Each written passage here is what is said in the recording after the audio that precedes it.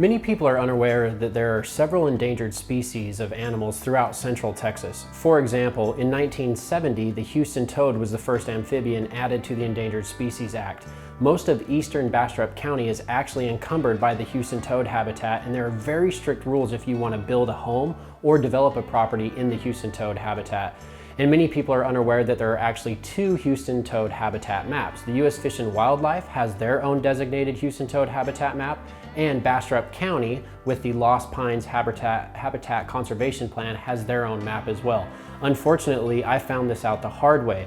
We encouraged one of our clients to buy a large parcel of land in Bastrop County because, according to the Bastrop County toad map, it was not in the toad habitat.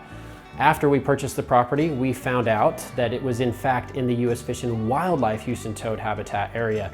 Of course, you can understand how sick I was to my stomach. But our saving grace was that the U.S. Fish and Wildlife deemed the area where this property was as gray area, meaning there were no restrictions against developing or even doing anything to the property as long as it wasn't a federal agency. There are some other endangered species throughout central Texas, such as the Georgetown salamander or the golden-cheeked warbler, which is a very beautiful bird. We'll discuss more about the golden-cheeked warbler in the next video, but if you have property that is deemed as suitable habitat for the golden-cheeked warbler, there's only a specific time of the year that you can conduct site visits and get an environmental assessment with an environmental engineer.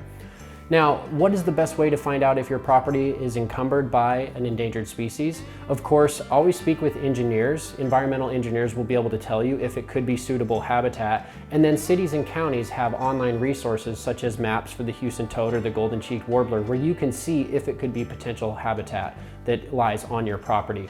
Now, it can be very frustrating if your property has endangered species on it because it can dramatically reduce the value of your land.